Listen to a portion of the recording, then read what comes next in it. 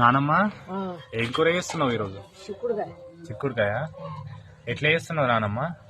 ఉల్లిగడ్డలు మిరపకాయలు ఏంటి చిక్కుడుకాయ వేసి అల్లం వెల్లిపాయ వేసి టమాటాలు.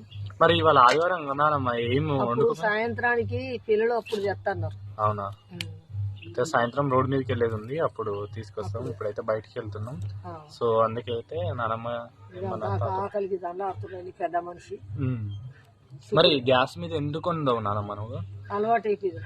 ఇక్కడ నేను పొయ్యి మీద పెట్టనే వెనకట ఆచారం ఆధారం.